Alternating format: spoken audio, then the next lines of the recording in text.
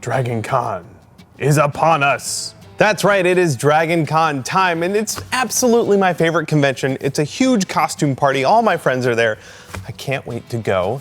Everyone brings their A game, brings amazing, awesome costumes. I love to build giant sets of armor like Shaq's or the Draugr costumes, but I haven't been able to make the time to do anything like that for Dragon Con for a couple of years, which is why I'm so excited that Plaid decided to sponsor this video and make it possible. That's right, I'm making a new set of armor for Dragon Con.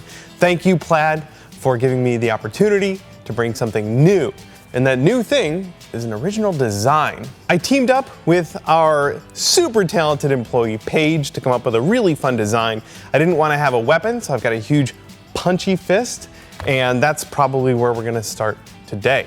Now, we've already started a little bit. The last couple of days, Brittany and I have been slamming out all of the templates and patterns for this costume build so that today we can dive right in and start foam smithing. For the patterning, we used a variety of different techniques, all stuff we've covered before. In fact, we have a page on our website that covers a whole bunch of patterning techniques, and we'll have a link down in the description. All right, I'm getting antsy to cut up some foam. Let's jump to it. This is the prototype arm that I made, this big punchy fist. I even started figuring out the fingers. From here, I was able to pull off my pattern. This is just tape and paper here. And I'm gonna lay that all out on this 10mm foam. Most of the structural big pieces are gonna be made out of this thickness of foam. And I made sure to label everything so I know which edges connect with other edges. I'm gonna knock all these down with a knife to smaller pieces, but the cutting is actually gonna happen over at the bandsaw. I just wanna make sure these are smaller, more manageable parts. Now, I said that Dragon Con is my favorite convention. There are a lot of great conventions that I like a lot, but Dragon Con changed my life when I went there in 2011. I met so many amazing friends, and we've been back every year since. I'm sure you've got a favorite convention, and I want to hear about it. I love going to cons. So let me know in the comments what your favorite con is and why. The reason why I love Dragon Con the most is, of course, the people that hang out there and the incredible costumes.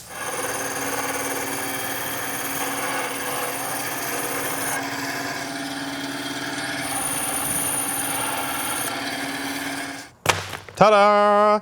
Now, if we look at my prototype, clearly I went a little overboard with the amount of seam lines on here, but I really wanted to make sure I got this form correct, and I tried to do it in kind of a decorative manner. And the plan is to put a little bevel on the edges of both sides that are gonna go together for all my seams to show off that seam line instead of trying to hide it. For example, these two pieces go together, so these edges are gonna get a slight bevel.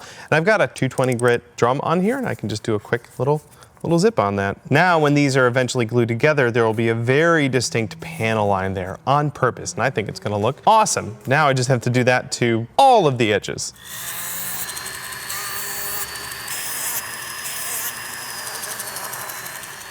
Our pieces are almost ready to glue together, but I want to give them a little help and do a little bit of heat forming.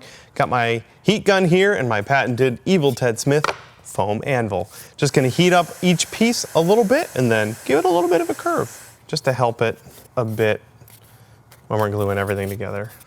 Just a little curve, a little dish. This piece here is the palm of my giant fist thing, and I've dished it the opposite direction of all the other parts. But I also wanted to have a nice sort of tilt when I glue them together, so I'm gonna come in with my rotary tool and just do a big old bevel on the underside of it all the way around here. Now when I glue these two seams together, there'll be a nice peak there. Speaking of gluing things together, it's time to glue all of these parts together, and I'm gonna do it in 2 steps. I'm gonna start by gluing the rows together. So I'll glue a whole row like that, and then each of those completed pieces will get put together. That seems like the easiest way to do it. Of course, I'm gonna use contact cement for all of this, which means got my respirator and a fan, plenty of ventilation. So I put glue on all of the rows that are going together, and it took a little while to do all that gluing. So the first pieces I did, the glue is dried, and I can press all the parts together. So then I can go piece by piece and stick them all together. All of the rows are now glued together, so we can put glue along the edges between them. And I usually let them dry for about 5 minutes. That's a pretty good window for contact cement. If you let it go for too long, the glue will actually become no longer sticky. So I've only put glue on about half the pieces, and now I'm pressing these ones together. And then once they're together, I'll go put glue on some more parts, wait another 5 minutes, and then stick those together. This is where things start to get very, very cool. As I press these together, it starts creating the three-dimensional form that I patterned. And you can see how, as I push these seams together, it's making more and more of a rounded form here. And eventually these will meet up in the middle and create our giant fist. This is the last seam. Everything seems to be coming together pretty well. Everything seems to be coming. I see what you did there. See what I did there. Hey, look at that. Now it's coming together. The last piece is just the palm, which needs to go in there. Boy, these panel lines that we beveled in there are gonna help us hide a lot of crimes.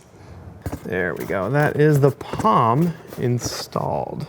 It's time to do the fingers, and I've already done some prototyping. You can see it's got a little bit of animation in there. I've got a system designed to get it to move a little bit. My hand does fit in there, but I want to be able to move the end of it there. This will get tweaked a bit on the final one, but I was able to make some patterns from that, and that's what I'm tracing out right now. And the way I'm doing this is with a couple of notes that are going to be important later when I'm gluing this together and when I'm cutting it out. These dotted lines I'm transferring here, and that's to remind myself that those need to be cut at a 45-degree bevel. This face and this face are going to meet, and I'm going to have a bevel between them. That's how I did all these, and it worked really well.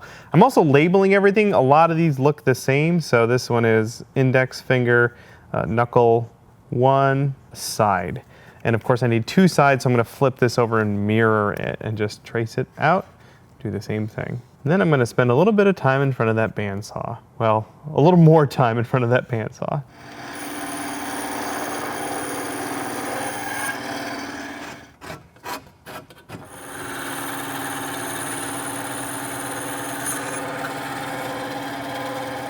Here are each of my knuckles laid out, and the idea is these beveled edges here are meant to connect the parts together like that, all the way around to make a box, and then my hand will go in there. So all I have to do now is glue up all the edges that are going to get stuck together. About 5 minutes later, my glue is dry, and I can just get that edge all nice and lined up like that, and then close it. I'm not too worried about these edges. I'll clean those up later. Just want to make sure I get a nice fit.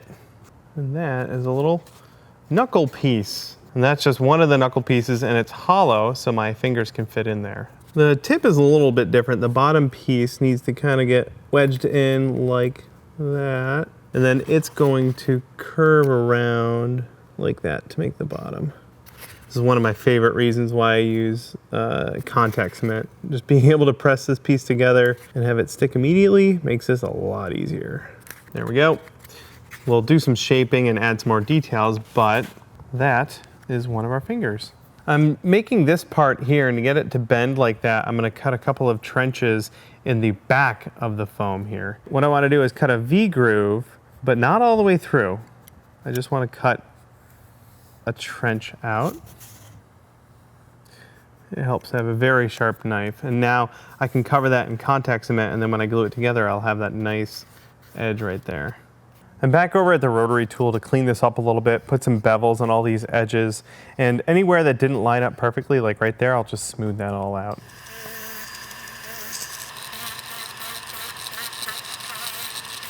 All the sort of base forms for our fist are mostly done. I have a couple more pieces to make, but the ones I have done already, I'm going to start adding some more detail to them, starting with our little fingers. I have a bunch of these foam dowels. This is a really thin one, about 1/4 inch, and I went and split one of these down the middle to have a half round, and then I cut it down to length. So I have a bunch of these little half round pieces to start adding to my fingers. For little bits like this, I really like using super glue. Tack that down just like that. And the super glue should bond pretty much right away. And we'll just fold that down like that. And I'm just gonna add a bunch of details along the edges of these finger segments like that. This one's gonna get a big like knuckle part that'll go over. So I'm gonna keep that bare for now. But I think I'll add some like circles to the side of it, just a little bit more something something. For my little circles, I could use a drum sander on my rotary tool, but I want a smaller hole, so I have this grinding bit. It seems like it's gonna work pretty well. There we go.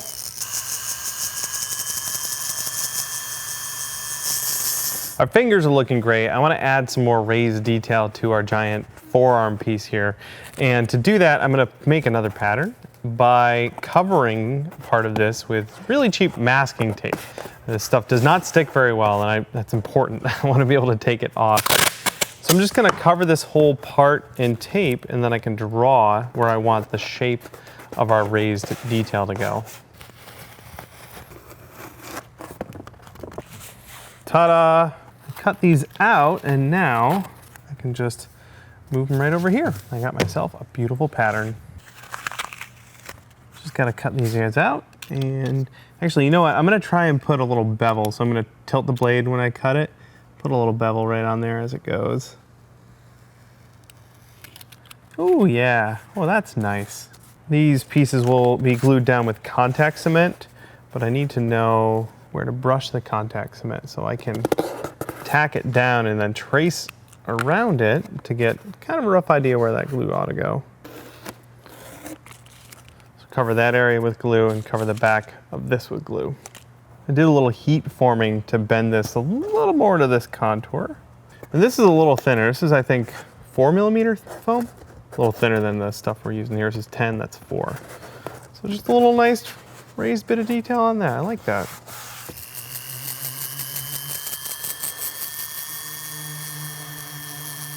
I really like how that turned out, and I think now it's time to turn our attention to the top. In the design, we had some rings here. They're gonna eventually be glowing with light, so I need to plot out where those go. And on my original template here, I did that. So this piece is here. There's a circle that goes kind of around this center point. And the lighting we're gonna use for that are these NeoPixel rings. This is a 24 LED ring that'll go in there. So I need to cut a hole for that to go into. And I have a ring or circle template here. So inside this diameter is what I wanna cut out. And then figure out the other two up here. Okay, I've got the 3 circles mapped out. I'm gonna make cylinders that go in there, but after all this hard work, it's time to get stabby. And I'm gonna cut shy of the line and go in with the rotary tool to get it down to the final size. There we go, that wasn't too painful. The circle parts that are gonna get installed in those holes will be made out of some different foam. This is normal EVA foam, that's gonna be on the top. This is Plastazote, and it's white, and it actually lets light through and diffuses it nicely. This will be the ring that I'm gonna use, and I'll just power this up for you real quick. So it'll have a different animation on here, but just to show you, this will do some nice diffusing, spread that light out and make it look more glowy. So I'm going to laminate all of these together, and then I can cut out my circles. This Plastazote foam, it's not EVA foam, it is a different type of foam, but it still glues just fine with contact cement.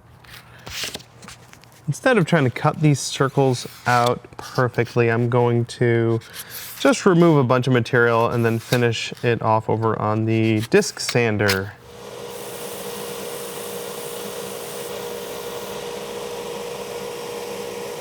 I want to put a nice bevel on these parts like this guy here. And instead of turning all of this into dust, I'm going to cut away a little bit of it, just cutting shy of the line. And then I will go over to the rotary tool to finish it up. The idea with these fellas here is that they're going to sit over these rings, and this edge will glow inside of our gauntlet there, and then this top part over here will block the light. So we just have this circle of light. To install these guys, this one I bent a little bit so it matches the contour, and then I can just friction fit it in there just boop, expertly. It'll want to stay in there, but I'm going to glue it from the back using hot glue. I made a couple detail parts to glue down here, and this is a thicker dowel. This is what we used before. This one's a bit thicker. I also split it down the middle, and I'm using contact cement for this. because that Plastazote, that white plastic, it doesn't like super glue very well. So I'm using the contact cement on this one. And it's working really well. Oh, that looks neat. Just adding a couple more little rounded over bits of detail here. And it's looking oh so pretty. While I'm gluing stuff down, I'm gonna attach this part of the thumb. Now my actual thumb isn't gonna come out of there. There'll be a pulley, a little string. It'll make sense in a little bit. But this part here is just like the base of the thumb. I used the rotary tool to round over and clean up all the nice edges there, and then it's just about time to seal this. But to be able to hold it, I want to put a handle in there.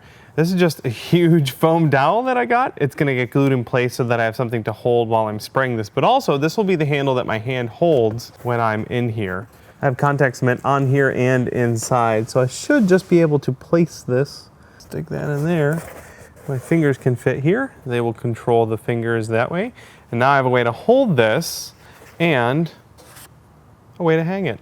One more piece I nearly forgot to do are the knuckles. So over the fingers and the hand, I'm gonna have these big punchy bits. I have one here and one there. And this is more of that Plastazote because I want the knuckles to really glow. We're gonna put a bunch of LEDs behind them. Just got a little pattern here and I'll cut out the other one. Now I need to cut a trench there so I can bend this a little bit. There, a little glue in there and we can have a nice looking edge there. I cut right through that.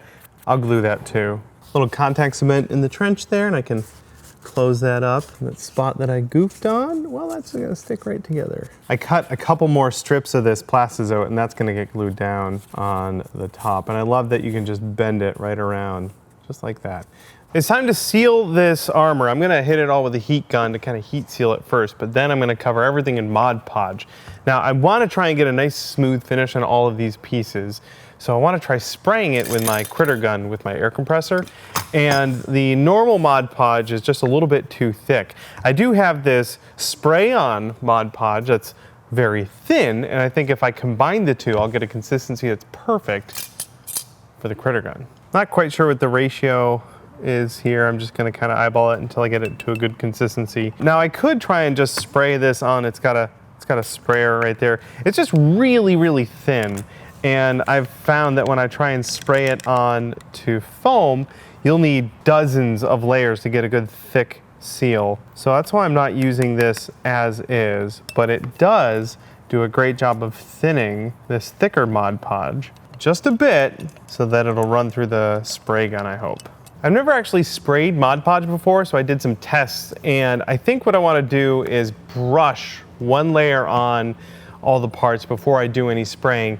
That seems to help get all of the Mod Podge down and all the details that I need, but it also kind of covers all the sort of porousness of the foam. So before I spray, one good coat brushed on by hand with a sponge brush. I covered this whole thing, even the white Plastazote, that's where I want light to come through. And fortunately, Mod Podge, while it is white when you brush it, it dries perfectly, well, mostly clear. It'll let plenty of light through. So I'm just covering everything. One good layer has been brushed on and it's time to spray. And I'm using this Critter sprayer. It's a super simple spray gun. It's attached to my compressor. I have it set to like 50 PSI right now. It's just a little high, but this is still pretty thick. Basically, it sends air through here across this tube, which draws the liquid up this and out the front, just like this.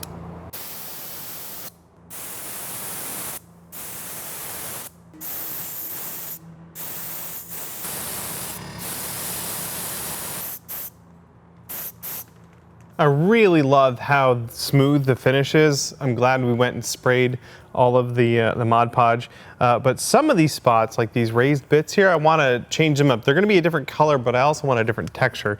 So I'm adding one more layer of Mod Podge and I'm just stippling it on so that I get this nice texture once it's all dry. This should add just a little bit of variety to our finish. And I'll keep tamping this as it starts to set up so we get some very nice definition in the texture. I gave that a little time to dry and I really like that mixed up texture. Nice and kind of textured there, nice and smooth here. And I want to prime all of this before we paint it, but before I do that, I need to mask off these areas where I want light to come through. And for that, I've just got this thin masking tape. Getting this to go around that curve is a little janky, but we can make it work. There we go. Everything looks good, and it's time for primer. This is just off-the-shelf rattle can. You give everything one good coat.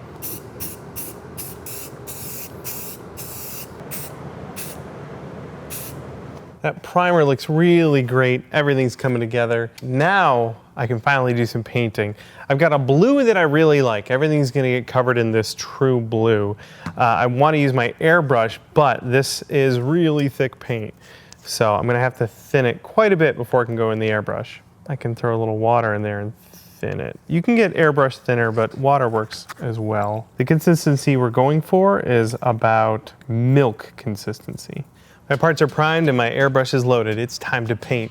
And while I'm working on this, I want to thank today's sponsor, Plaid Crafts. Head on over to plaidcosplay.com for a look at their cosplay tutorials, products, and their online community. I really dig their cosplay techniques and finishing kit. I'll be using the stencils and of course a bunch of the paints in that kit to finish this costume armor. I'm also, of course, a huge fan of Mod Podge. Clearly, I've used a bunch of it on this project already. It does a great job of sealing EVA foam, and I'm especially fond of how well I can use it to add a specific texture to my props and costumes. For this painting, I'm using their folk art paints. They have a wide selection of colors, and I really love the range of metallic paints, some of which I'll be using on this armor in just a little bit. Plaid is sponsoring this video and this entire costume build, and I wouldn't have a new costume for Dragon Con if it weren't for their generous support, so thank you very much. And if you're going to be at Dragon Con, keep an eye out for me in this costume, and please, if you see me, come say hi.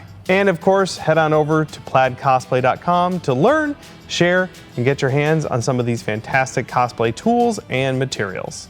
Some of the parts, like the fingertips, are gonna be base coated with a silver color. I've got a dark gray metallic here, and just like before, I'm thinning it a bit so I can put it in my airbrush. Well, it's got a nice metallic sheen to it. I like that it's a little dark too. It's not a bright silver. Looks pretty good.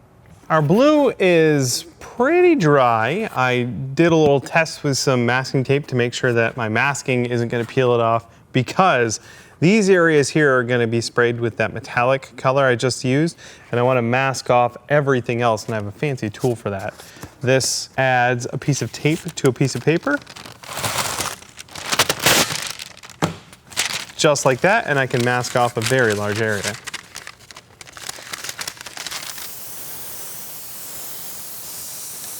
The paint's still a little wet, but we'll get a nice clean edge if I peel this off now. And I'm gonna keep these sheets of paper to use on the other side. Oh, that looks nice. I want these parts here to be metallic as well, and I could mask and spray them, but I think it'll be quicker to hand brush it. This is more of that folk art silver, and then this is one of Plaid's brushes that they sent us, and it's working great. Oh, there we go. We can finally let our white light diffuser show. The paint looks awesome so far, and I want to add some text to this. And we've got some stencils here from our cosplay kit from Plaid. I'm going to put the name of my armor, which we've decided is the Impact armor because of the punching. We're gonna put that right there. So I'll lay all these down and then we can airbrush some. I think we're going with white paint for the text. These are reusable, so I'll be careful not to rip them. Like that, and just gently put that there. And then I put a line on these so that I can overlap them a little bit so that the letters will be a little bit closer to one another. Of course, if there are any fellow typeface nerds out there, you will find it very ironic that I am making the word impact without using the font impact. That's just how I roll. Got the white loaded up in my airbrush here, and I'm just making sure that everything is tacked down a little bit. These stencils look like they're really tight to the surface. If they weren't, I might hit that with some blue or some clear first, but they look really good, so I'm going straight with the white. That blue or clear would prevent bleed under, but I don't think we're gonna get any here.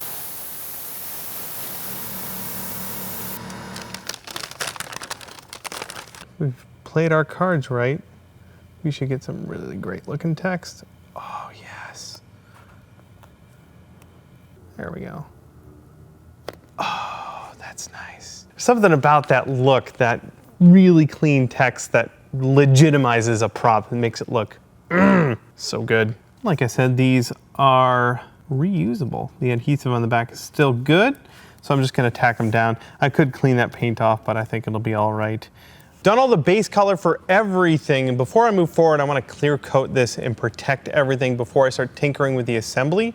And I figure a gloss would look really nice, so I've got this gloss acrylic sealer from Mod Podge, and I'm gonna hit everything with that, and then I'm gonna let it dry overnight. I just painted all of these parts, and I wanna give it a little time to dry before I start messing with it. I let the clear paint dry overnight, and it's looking fantastic. But now it's time to focus on the fingers, specifically how I'm gonna animate them. And I've done some practicing here, tried out a couple of different things, and I think I've settled on a good solution. I'm gonna connect all of my pieces to one another with some elastic and nylon webbing. My first prototype was only nylon webbing and it was too flimsy, but this elastic seems to help quite a bit, so we have some good bounce back on the parts there. So I'm gonna start by gluing the elastic in between all three of these. All of this is gonna be assembled with hot glue. So I'm gonna put a generous amount in there, and then, oh, I'm gonna go with the correct one. Hey, there we go. The elastic goes in first there. And then since I'm super impatient, I can take a can of compressed air, hold it upside down, and blast it, which super chills it and cools that hot glue right away. I'm just gonna kind of anchor this here with a piece of glue right across the back of it. I wanna make sure that this bends. If it's going to bend, that it bends right here, not in there or wherever. Before I add this part here, I wanna add a tube inside of here, and this is where the string is gonna run so that I can puppet my finger. This is a nylon tube I got from the hobby store that's usually used for running cables for like RC planes and stuff, but it sure worked great for our purposes, and I'm just gonna glue it in there. In fact, I'm gonna do a pair of them so we have two strings so that hopefully our fingers move without twisting. This will be done the same way as the other one. I'll just glue it down and add some tubes. Got my fingers all connected now, they're nice and floppy. Then to be able to puppet them, I'm gonna run some string through all those tubes. There we go, and I'll just tie a knot in the end of this. Nothing fancy, just doing a simple figure 8. And then this will get glued into the tip of the finger. All right, let's see how it works. Hi! That works so much better than my prototype, and the doubled up material here really makes a difference compared to this guy here, which is a little anemic. Cool, now I just have to make the other finger do that. Got my other finger rigged up here and my thumb over here. And it's time to attach these to my fist. And I want to attach it with just the elastic here, so I'm actually going to trim off this extra nylon webbing. That was mostly just to make these joints more stiff. I'm leaving a little bit of a gap right here so it has some room to stretch. And then this can go in like that. There we go. We got 2 fingers installed. And it's time for the thumb. My thumb isn't gonna be in here, so I need this string to go into the hand. So I got one of my little tubes and I poked it through there, and that's what I'm gonna use to run this string. I love it. On the other end of my string for the thumb, I put a ring so that when my hand comes in here, I can puppet the thumb just like that. Look at him go! And now it's time to make the knuckles. My knuckle pieces are gonna bridge the gap between the finger and the fist there, and to attach them, I wanna use elastic. I wanna loop this thin piece of elastic through both parts. That way it can sort of slide as the fingers move. But I don't want this to rip through the foam, so I made these little, I don't know, washers maybe? Little pieces of styrene plastic with holes drilled in them so that I can glue them on here, run a loop of elastic through it, then it won't rip through. And then I can cover this with a piece of foam and paint it to make it look like it's meant to be there. And then I can use a drill to poke a hole through the foam. Now I should be able to loop a piece of this elastic right through there. There we go, cool. So I'll run a loop there. Now I'm just poking some holes. And that can get tied on the back there. Nice and snug, but it can still move a bit. My knuckles are on there now. I still have some fine tweaking to do. I have to reinstall my handle and figure all that stuff out. But right now, I'm super happy with how far we got. My thumb works, my fingers work. I can do this. Yes. Yeah, these are not permanently installed yet. I need to install lights under there, so I'm gonna hold off on that and do all the electronics in a little bit. And also, I gotta make the rest of the armor. So I'm gonna set this aside for now and focus on the rest of the armor, all the patterning and cutting and gluing and painting. I'll get to that. A lot of the same techniques we used on this fella. So why don't we dive into that?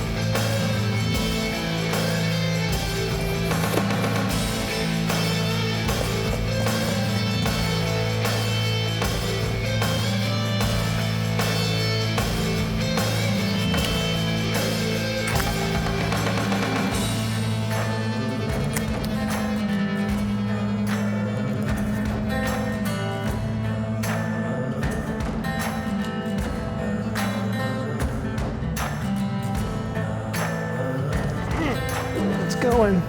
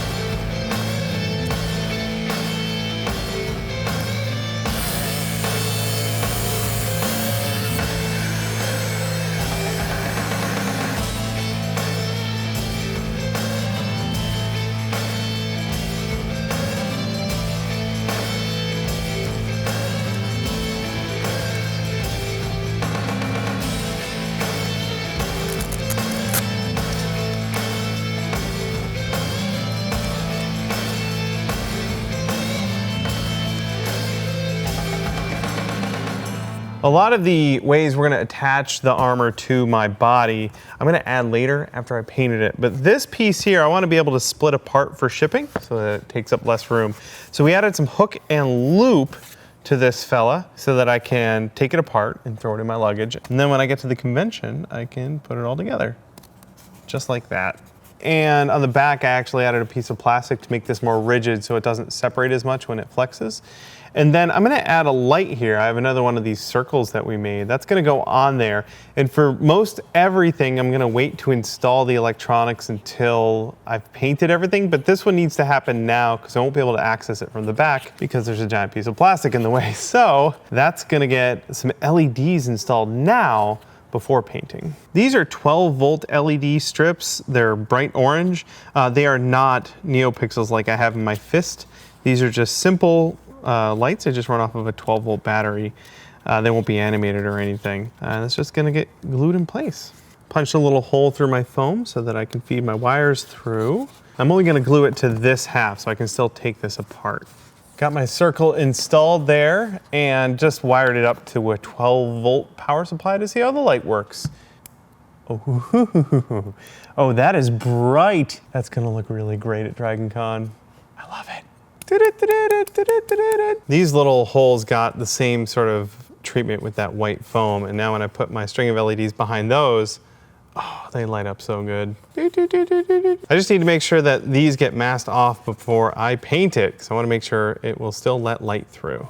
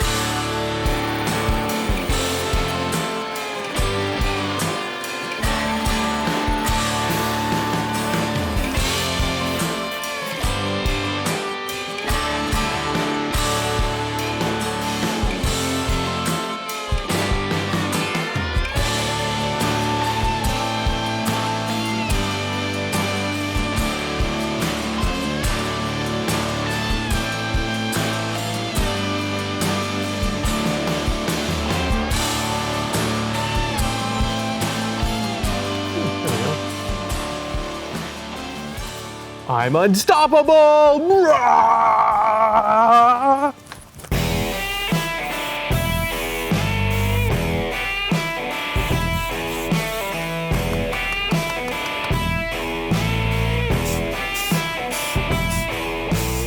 I switched over to an airbrush with a wider nozzle just to cover more. It's a siphon airbrush with this bottle that goes on there, but I found out that that thread is the same as the thread on this folk art bottle of paint. So I can just put that right on here.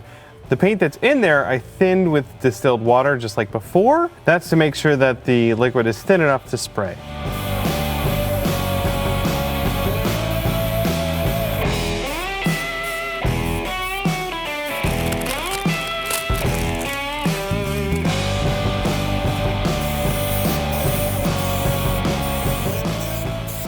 Many of the areas that need to light up on the armor, like these rings right here, are just going to be static LED strips, nothing too fancy. In fact, I've already started installing them in the rings. What I have here are just 12-volt LED strips, super simple.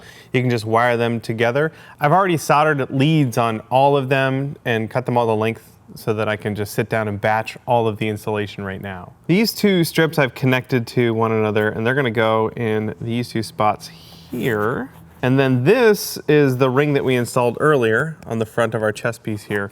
So this can get soldered down to that guy and they'll be all chained together, and then this can go to the power. So I'll solder those and then I can install it. You want to put some solder on the pads on our LED strip there, and then I can pre-solder the ends of my wires here too. And then solder those together, and then I always put hot glue over these connections so that they're insulated from electricity, but also so that they don't bend and potentially have those soldering joints break. Put some hot glue down there. Hot glue will actually help diffuse the light a bit too. And like that. I'm just gonna use a stick. Highly technical. Very cool. I'll hot glue this part here as well so it can lay down flat. I can blast hot glue with a can of compressed air held upside down, and that liquid's really cold and that chills that. To make our work look all tidy, I have a piece of 2mm foam here that I can glue down over everything. That'll keep sweat out of there, and it also makes it look all tidy. It also keeps light from leaking back out through this thing. The moment of truth. Does it still work? I plugged it into my 12-volt power supply and voila, it works perfectly. That's awesome. I like to test frequently because who knows at any point when I could totally goof this thing up. But we're good now. Here's a look at the inside of the knee.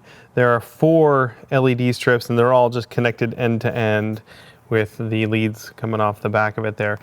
Just like the other piece, I want to cover that with a piece of foam and then I can hot glue that down in place. And that just makes the back of it look all tidy, and again, no light comes through. The knee covers are looking really good. Everything is super tidy in the back there. Eventually these will get run to the power supply, but I think we're gonna wait to do that until more of the costume is all put together. I do have one more thing that needs a little bit more work. The back of the big shoulder piece here needs foam put over these guys. My power supply for all of these LEDs is a 12-volt battery that's rechargeable. It's really great. And I figured since I have a ton of room here in my shoulder, that's where this can live. And the rest of the lights will get plugged into it. To keep it there, I'm thinking a couple of pieces of foam to kind of hold it in place. And then I can have this 2-inch wide piece of elastic stretched across it there to keep it snug. The idea is the power gets plugged into there. This gets snugged down. Then when I go and hit the switch, all my lights turn on. That looks awesome. Ah, that's exciting. The LEDs that we put in all the armor are these normal sort of static LEDs. You just turn them on with power and they light up. But for the fist, we're gonna have a fully self-contained system with some more advanced lights. These are NeoPixel Strips and NeoPixel lights. They have power and data. This white wire here is to be able to send information to these RGB LEDs so that they can change their color and intensity so that we can animate our fist. So I have a couple of different arrangements here. These rings are going in the fist for the rings, but for our knuckles here, I want these strips to light up like they're glowing hot. So I'm gonna glue these NeoPixel strips down to the back of this to let light up through there. I'm gonna glue it down first and then I'm gonna solder to the back of it here so I can solder these guys together. Actually, what I wanna do is look at the pins here, and there is data in, ground, and 5-volt. On the other side, it's ground, 5 volts, and data out.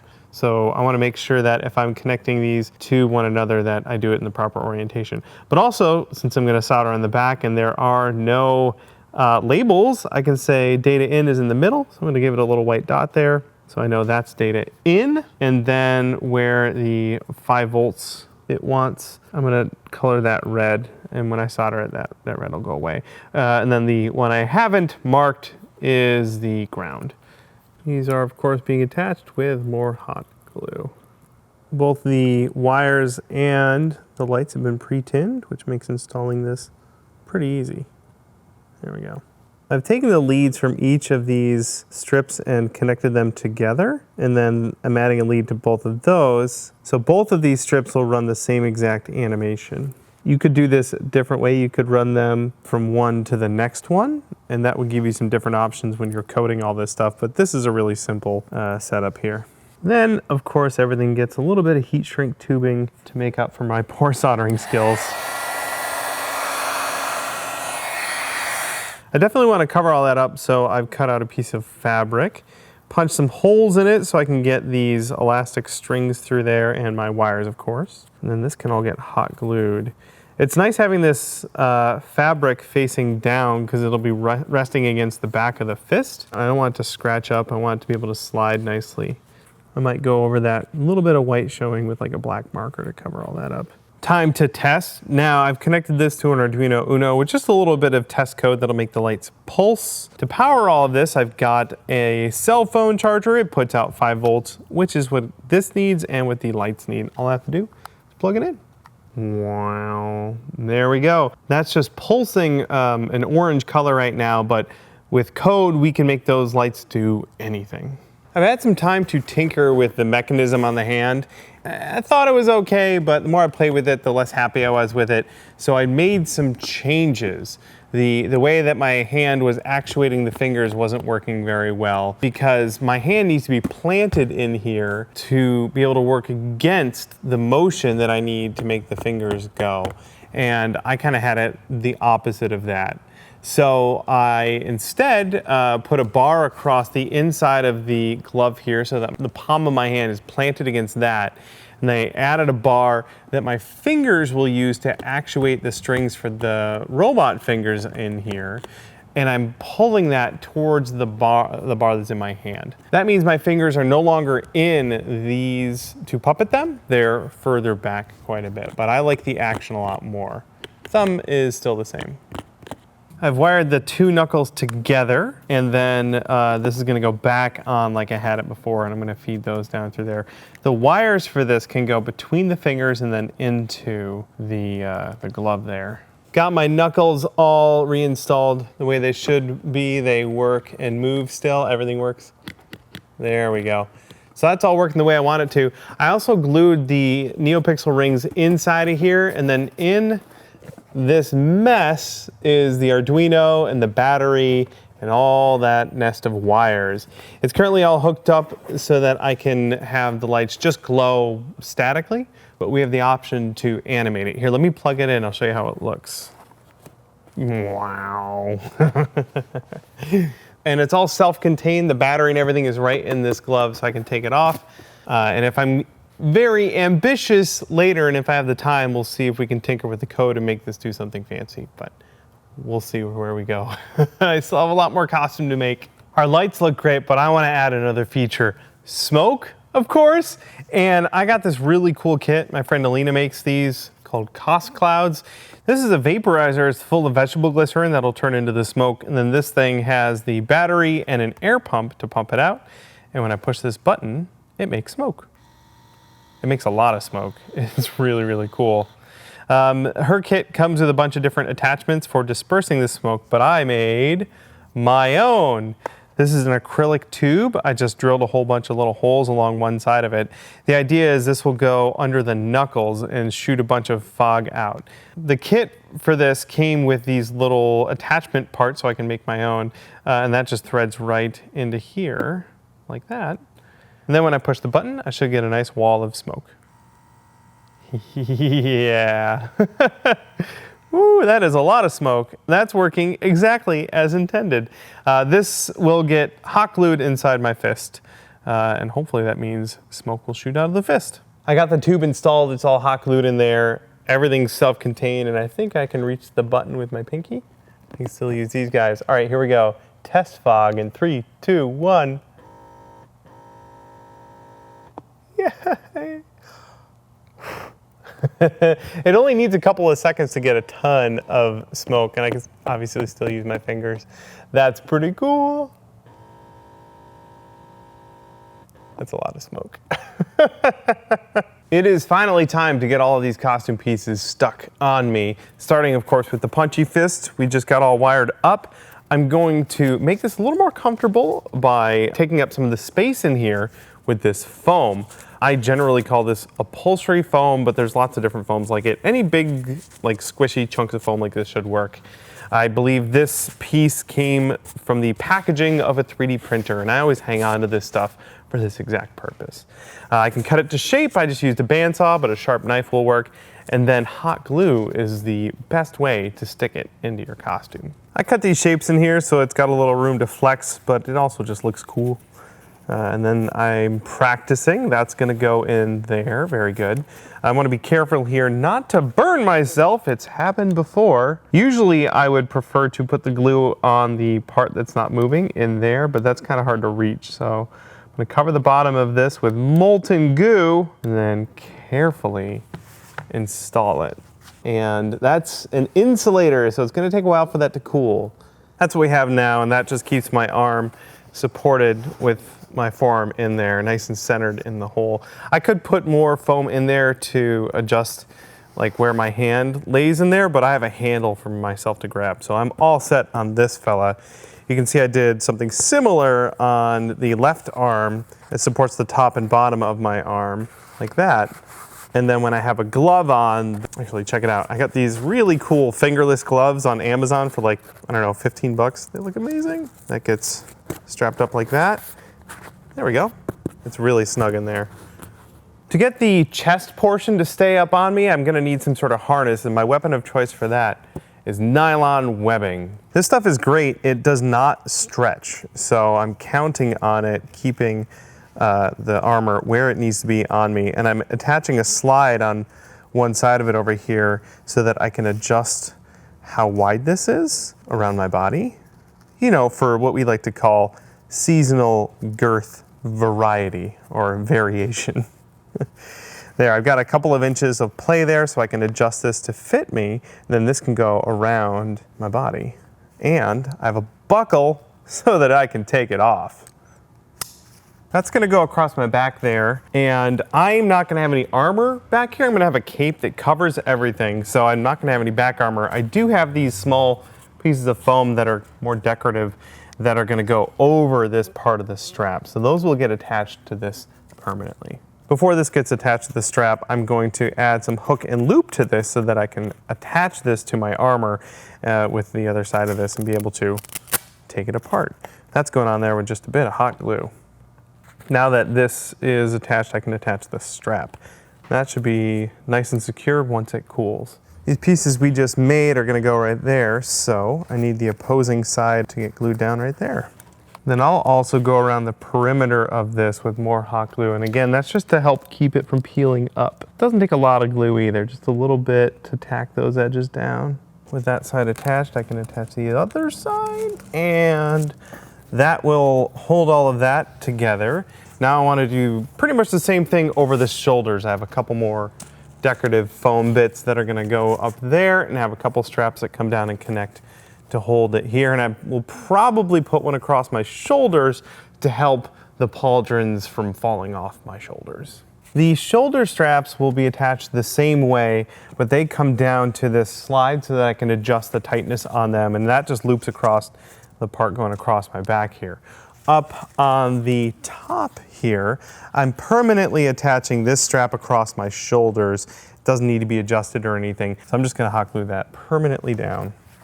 It should just stick down. So that is all set. And basically when I'm gonna put this thing on, I can unhook the back here and step into it like a vest. I'll just have to put my head through there, and then I can have a friend buckle me up. I think the next thing we'll do is attach the pauldrons to these parts. This big fella here is gonna need some special attention. So I cut apart this big chunk of squishy foam. That's gonna rest on my shoulder so that that stays off my shoulder a little bit. And then I added these nylon straps around there, and those have hook and loop on them so I can attach them to the shoulder straps. And double check that that's the right direction. It is. Now we wait. I added some more hook and loop to the inside of this shoulder piece so that those two straps can get stuck on there. That whole thing can now be attached. That is pretty cool. The last part on the pauldron here will be a couple more pieces of foam. This should keep it centered front and back on my shoulder. My left shoulder is going to be armored by this pauldron here, and we're going to attach it a little bit differently using snaps. We have a variety of sizes here. The bigger sew-on snap here, Britt went and stitched onto a piece of foam, so that can get hot glued down to our armor piece, and the other side can get stitched by hand, of course, to the undershirt. This should now be able to just snap right on. There's the back and the front. Look at that! The snaps on this left arm here make it so that this can hinge along with my arm. I also went and added this elastic strap here to cinch it down to my bicep. This collar piece is gonna go around my neck, but I need to attach it here. So just like a lot of the other parts, I added a little hook and loop there, and then I added a couple of them on the inside of the armor. That way, this can come off for transport, but I can stick it down like that. As we head our way down the body, we find thigh armor. This has a bunch of snaps on the back of it. Those snaps have been stitched to a piece of nylon webbing and then hot glued to the inside of this. And then on my pant leg down here, I have the opposing snaps. These pants were just picked up on Amazon. They're just cargo pants. And I also put a strap around this, and we'll see how that works in a second. But basically, these all just snap to my pants. There we go. So those snaps keep it in the right position on my pants, and then this elastic strap keeps it nice and snug to my legs. I can still move my legs, I can sit down. I'm a happy cosplayer. As we move down the legs, we've got our boots and knees, and the pieces kind of go like this. There is a front and a back to the part that goes around my shin. We made it come apart like this so that we can stack it together for shipping. Takes up a lot less room, and this hook and loop is used to attach them together, just like this guy right there. The heel part goes under there, again, more hook and loop. And then around the front is this part here that covers the instep of my foot right there. The knee gets stuck onto the top of the front of the shin with more hook and loop that way. So it holds on like that, and then I have this little elastic strip with a parachute clip on it so that I can snug it down around my knee so it'll move with my leg as I bend my knee. This whole unit just snugs down on top of a motorcycle boot, and it gets attached, or it cinches on my leg with a zipper, and we've added a string so that I can reach down into the boot between the boot and the side of my armor here, grab that string, and zip myself up. One of the last things to do to my armor is to spruce up my undersuit. I have just these kind of normal cargo pants and this athletic shirt. It's got some cool looking padding on it. I just want to make it a little bit less one color. I want a little bit of contrast there, some texture, and I figure I could stencil on a cool pattern. For that, I've got this cool folk art stencil material. You can trace up your own custom stencil on there. You can cut it with a knife or a hot knife, but I have a laser, so I cut mine out with a laser. Once I have my stencil made, I can put it over anywhere on my fabric that I want to add that texture, and use just some normal folk art paints. I also mixed in a little bit of fabric medium to help it bond to the fabric a little bit better and survive washing. Along with that stencil, I used the stencil brush and covered my pants and my shirt anywhere I wanted that wonderful texture. With the armor back on our torso, we can see how the painting on our undersuit has helped break up this whole area with some nice texture, with this pattern down here, and then some outlines on the sort of raised armor looking bits, and I'm pretty happy with how that turned out. Now, the back of the armor is still completely bare. There's nothing on there, but we're gonna add a cape. I've got something started right here. This is really just a piece of fabric that was rectangular, and I bunched up the sides. So there's about 2 feet over here and about 2 feet over here, and I bunched them up so that this will clip onto the shoulders, and we have this nice sort of flowing cape that'll open, hopefully, when the wind comes by. I sewed a snap on the bottom of these bunched up parts, and the other side of the snap is stitched onto this shoulder piece of armor. Below it, there is nylon webbing, so the stitching for this is not just holding onto the foam, because that would totally rip. With that on there, I can just snap my cape parts on, and they are supported by my shoulders. The only downside is this rough, unfinished edge, but I custom made some little foam parts here and painted them up real quick, and those will get glued over it, and you won't even know that there's a huge mess of fabric in there. And I'm thinking I'm just gonna hot glue that right onto the fabric. Now I have my little attachment points, and they can just snap right on. Look at that. The whole back is covered, and no one will know that I'm not wearing any armor back there. It'll be nice and comfortable and epic. No capes. No capes. No capes. Hopefully I don't get sucked into a turbine engine. It's finally time for my favorite part, and the last part, weathering. This armor is far too clean. I'm just gonna do acrylic paint wash, kind of. I've got some more of my folk art paints here and some rust paints to do one pass of weathering to make everything dirty down in the crevices, and then we'll do some dry brushing to make everything look a little scuffed and chipped. This was quite the build coming together. I'm actually surprised we were able to fit a whole costume build into one video. I know we may have cruised through some of the techniques, but fortunately, over on our website, punishprops.com, we have a backlog of over 600, I think, now, videos. We even have categories for each one of them. So if you're looking for a specific type of technique like pattern making, we have a whole category and page just for that. Of course, I want to thank our sponsor today, Plaid Crafts. They made this entire build possible. We're gonna hang out with them at Dragon Con.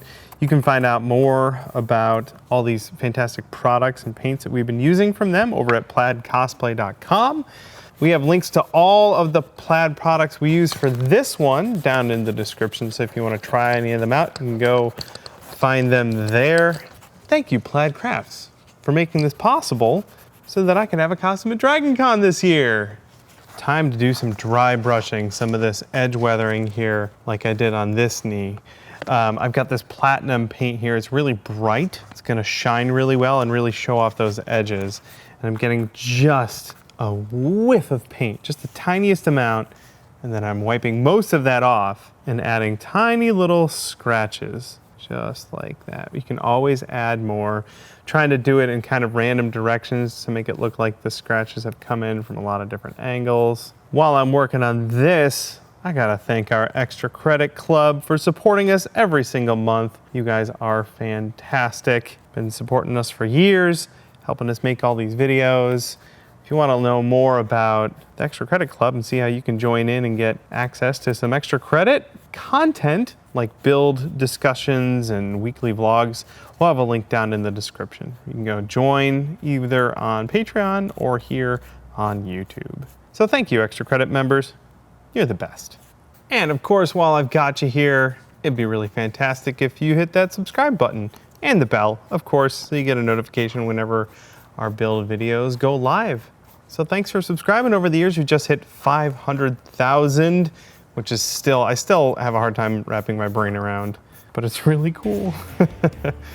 Thanks for joining us. A couple more scratches and I think that's gonna do it. We can call this whole build done and I can finally put it all on. I'll see you at Dragon Con.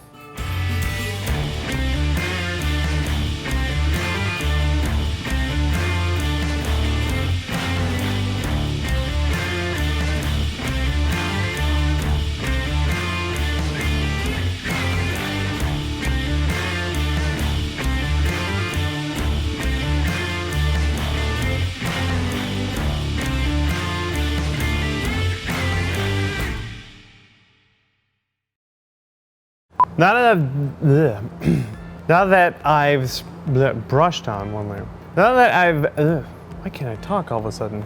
Please let me know in the convention, not just what your favorite convention is. Let me know in the convention. The knee bits. And to power it, I have this cell phone charger which outputs. Get back here. Whoops, I almost did that the wrong way. That would have been a real bummer. We got this. It's so easy. Oops. Yeah! Go. Going over there. Thumbs up. That's not a great thumbs up. So I'll be here a while. Hey, could I have a sip of my coffee?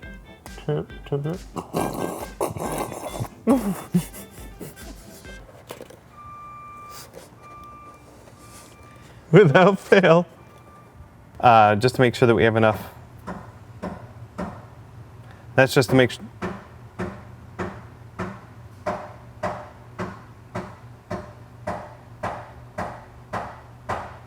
Is this better or worse than the car backing up? I don't know.